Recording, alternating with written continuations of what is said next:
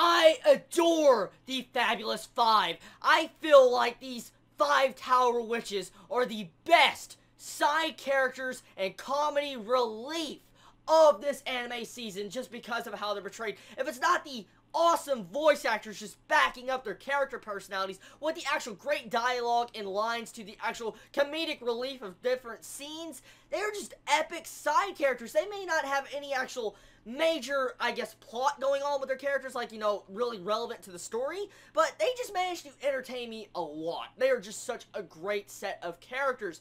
Now, this episode had some really freaking epic moments, had a lot of comedy, had some form of fan service, and definitely had some weird CGI. So, first things first, let's get into the actual comedy. There's so much different comedy all over this place episode, like Tom Popo and her gang of Tower Witches trying to attack Takamiya against Medusa's orders, and when they stay up all freaking night, crouched behind a freaking doorway, watching Takamiya sleeping while Ayaka's just staying up all freaking night, trying to protect him.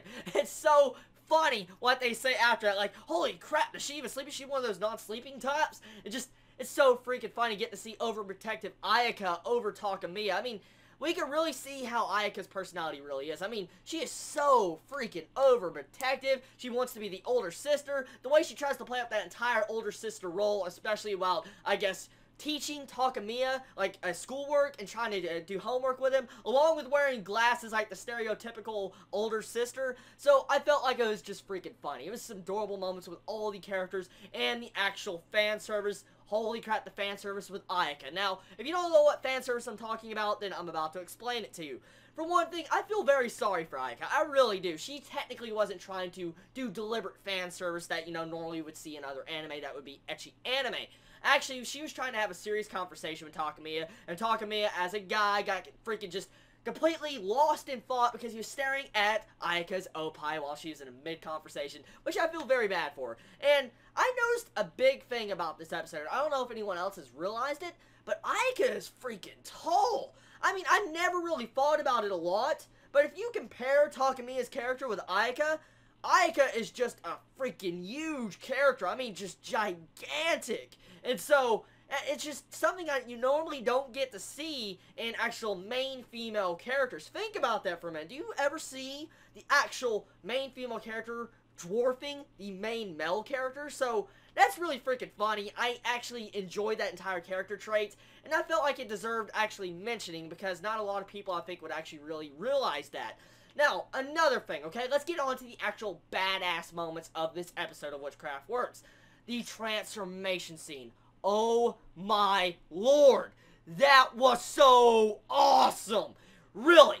I may not be a big fan of the CGI of Medusa, but I will say, the entire aspect of what Ayaka looked with the actual flaming snakes in her hair, her entire character design, the way her armor changed, everything just looked so freaking amazing. It wasn't the best animation ever, but I think what really made that scene so well was the music build-up of that scene, along with getting to see a character like Medusa fusing with our main female character that's supposedly a good character, which was shocking at that. So I felt like that was a really good scene. Now, a lot of people would probably complain about this episode, saying like the plot was all over the place. I personally felt like it was a little bit of a actually out there plot-wise in this episode. Like, you really have to look for the plot.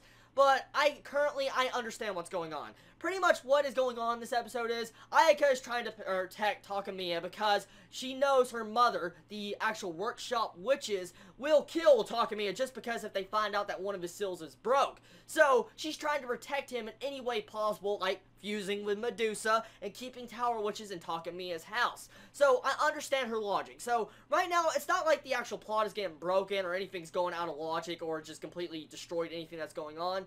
There's a lot of logic behind it, so I can understand Ayaka's entire determination of wanting to protect Takamiya. Now, another thing.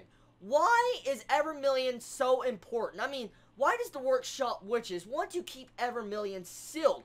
Yes, she is powerful. We got to see her blow up a freaking damn building in literally probably a fraction of her power.